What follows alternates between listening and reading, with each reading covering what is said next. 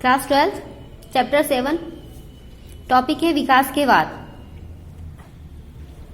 जैव विकास की प्रक्रिया को समझने के लिए वैज्ञानिकों ने समय समय पर कई सिद्धांत प्रतिपादित किए।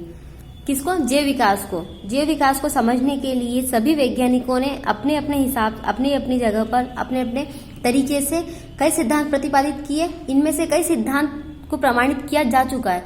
इन सिद्धांतों में सबसे महत्वपूर्ण है लेमार्कवाद,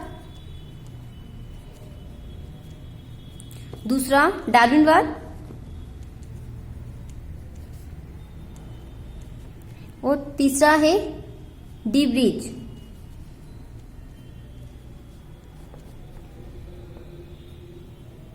सबसे पहले लेमार्कवाद, दूसरा डार्विनवाद और डी ब्रीज। जैव विकास के आधार पर जिन वैज्ञानिकों ने समय समय पर सिद्धांत प्रतिपादित किए उसमें से इन तीन को प्रमुख माना जाता है। इसके आधार पर ही हम इस अध्ययन में आगे बढ़ेंगे। इस अध्याय में लेमार्कवाद, डार्विनवाद और डी ब्रीज, इसमें सबसे पहली बात आती है लेमार्कवाद की। आज लेमार्कवाद को पढ़ेंगे। लेमार्कवाद ने कौन से सिद्धांत को प्रतिपादित किया था, किस थ्योरी पर उन्होंने कार्य किया था, उनका जो सिद्धांत था उस सिद्धांत का नाम क्या था, इसके आधार पर। सबसे पहली बात लेमार्कवाद। लेमार्कवाद ने जो सिद्धांत प्रतिपादित किया था उसे कहते हैं, जो मत दिया था उसे कहते हैं उपार्जित लक्षणों की वंशागति की। किसे? उपार्जित लक्षणों की वंशागति की।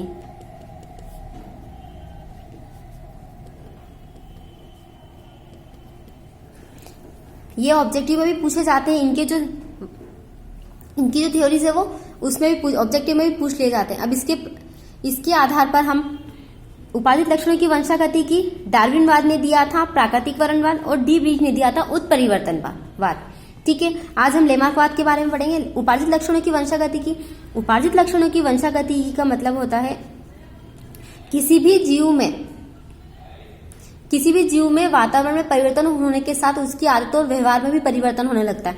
उपार्जित लक्षणों के आधार पर लेमार्कवाद ने कहा था कि जीवों में क्या होता है, जैसे जैसे वातावरण में परिवर्तन होता है, वातावरण में परिवर्तन होगा उसके आधार पर उनकी आदतें और व्यवहार भी चेंज होने लगता है। ऐसा होने से क्या होता है, जीवों के अस्तित्व के लिए आवश्यक भी होता है। क्यों? क्योंकि जो जीव वातावरण के अनुकूल अपने आप को ढाल लेता है वो उसमें जीवित रहता है और जो नहीं ढाल पाता वो धीरे धीरे खत्म हो जाता है।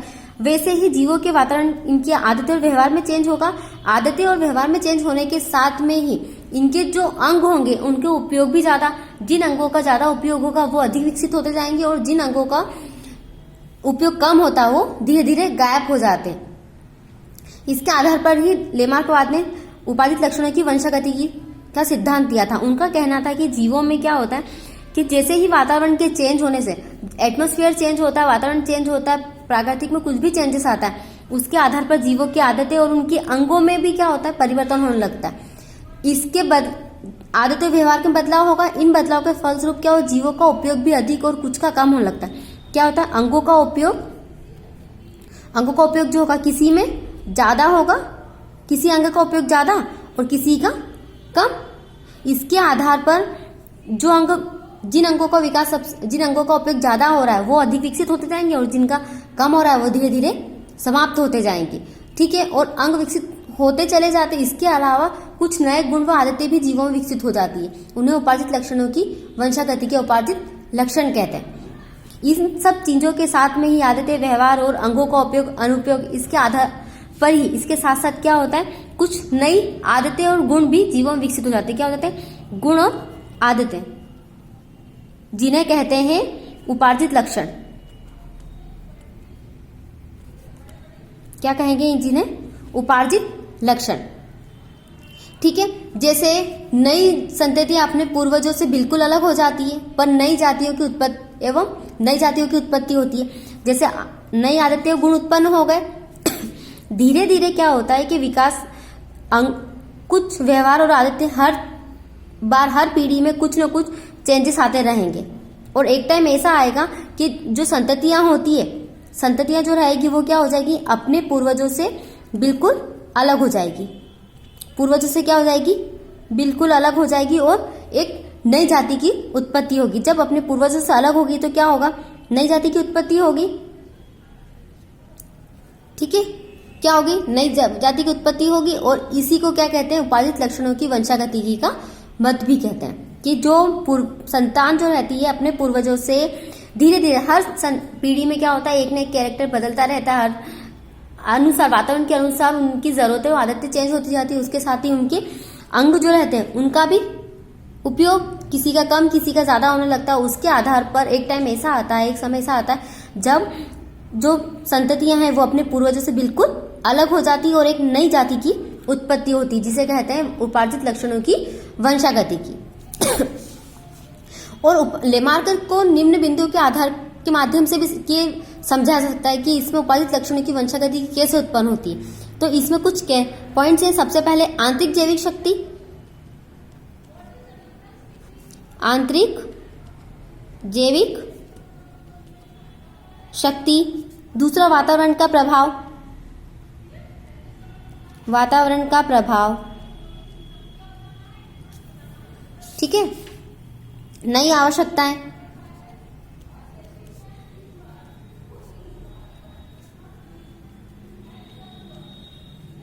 नई आवश्यकताएं, अंगों का उपयोग और अनुप्रयोग, अंगों का प्रयोग और अनुप्रयोग। ठीक है, ये सब क्या है, इसके आधार पर हम लेमार्कवाद के सिद्धांत को अच्छी तरह से समझ सकते हैं। आंतरिक जैविक शक्ति, आंतरिक जैविक शक्ति, आंतरिक जैविक शक्ति या जीवनी शक्ति जो हो, उसके कारण जीवित पदार्थ भाग में लगातार वृद्धि होती है। अगर कोई मन इंटरनल जो शक्ति होती है कि हमको ये काम करना है, इसके आधार पर भी जीवों में क्या होते हैं, बहुत सारे बदलाव आ जाते हैं। वातावरण का प्रभाव, एटमॉस्फेयर का प्रभाव तो पड़ता ही है। जैसे जैसे वातावरण बदलेंगे हालातों में बदलाव होता है और कुछ जीवों में समस्या पैदा होती है। बदलते हालात में कुछ क्या करते हैं, उसके अनुरूप अपने आप को ढाल नहीं पाते और उनके संरचनात्मक क्रियात्मक बदलाव आने लगते। इसे कहेंगे प्रक्रिया। वातावरण के प्रभाव, नई आवश्यकताएं, हर जीव की एक नई आवश्यकता होती है, अपने आप को उसकी आवश्यकता के अनुसार भी अपने आप को ढाल लेता है। अंगों का प्रयोग और अनुप्रयोग, कुछ अंगों का प्रयोग अधिक होता है और कुछ का कम होता है। इसी के आधार पर एक उदाहरण लेमार्कवाद ने एक उदाहरण दिया था, वो उदाहरण है, इसके आधार पर लेमार्कवाद ने एक उदाहरण दिया, उस उदाहरण को बोलते हैं जिराफ की उत्पत्ति। इसका एग्जाम्पल किसके बेस पर समझाया उन्होंने, जिराफ की उत्पत्ति।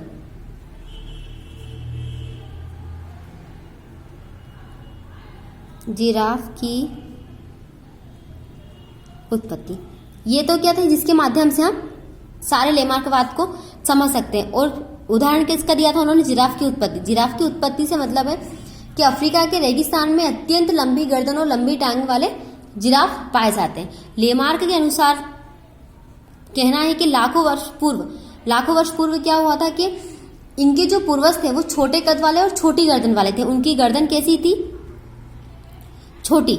अभी कैसी है, अभी प्रेजेंट में लंबी गर्दन वाले, लेकिन उनके पूर्वज कैसे छोटी कद और छोटी गर्दन वाले थे। और क्या होता था कि छोटी गर्दन और छोटे कद वाले जिराफ आज भी अफ्रीका के जंगलों में कहीं कहीं पाए जाते हैं। हुआ लंबी गर्दन वाले जिराफ की उत्पत्ति किससे हुई है, छोटी गर्दन वाले जिराफ से। लेमार्क का कहना था कि लंबी गर्दन वाले जो जितने भी जिराफ है उनकी उत्पत्ति किससे हुई, छोटी गर्दन वाले जिराफ से हुई। क्यों, क्योंकि ये भूमि पर पाई जाने वाली वनस्पतियों के भोजन के रूप में ग्रहण करते थे। मौसम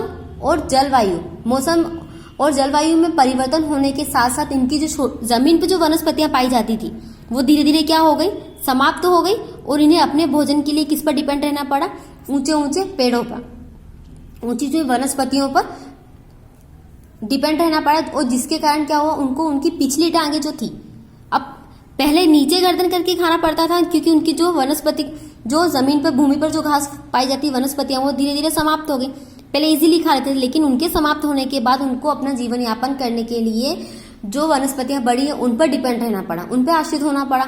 ऐसी स्थिति में क्या हुआ कि उनको उनकी जो पीछे की 2 टांगे थी उनको खड़ा करके और ऊंचा करके, और गर्दन भी कैसी ऊंची, गर्दन ऊंची करके और फिर खाना पड़ा। जैसे पहले नीचे, फिर जब ऊंची पे खाएंगे तो ऊंची गर्दन करना पड़ेगी। इसके लिए उनको उनके आगे के 2 पैर जो थे उसको क्या करना पड़ता था, पिछली आगे के जो पैर थे वो तो वही, लेकिन पीछे जो टांगे थी उनको ऊंचा करना पड़ता था। उसके आधार पर वो वृक्षों की पत्तियों को खा पाते, और धीरे धीरे ऐसे ही अपनी आवश्यकताओं की पूर्ति के साथ साथ उनकी धीरे धीरे क्या हो गई, उनकी गर्दन और पैर, आगे के जो 2 पैर हैं वो लंबे हो गए और उनकी गर्दन भी लंबी हो गई, जिसके कारण क्या हो सकता है जिसके कारण वो धीरे धीरे हर पीढ़ी में ऐसे ही प्रयोग करते रहे खाने के लिए। ऐसे ही धीरे धीरे आवश्यकता के अनुसार, वातावरण के अनुसार उनकी बॉडी में भी चेंजेस आ गए, उनके अंगों में भी परिवर्तन आ गए, और इन्हें ही लेमार्कवाद ने कहा था उपार्जित लक्षणों की वंशागति की, जो जिराफ में देखी गई थी। ठीक है, ये था लेमार्कवाद का सिद्धांत। लेमार्कवाद ने उपार्जित लक्षणों की वंशागति की थी। इनके अनुसार क्या होता है, जीवों में आदतें और व्यवहार में बदलाव होता रहता है, और इन्हीं के कारण क्या होता है, इनके अंगों में भी बदलाव होता है। जिस अंग का अधिक उपयोग होता है वो विकसित होता है, और जिसका कम होता है वो कम यूज होता है।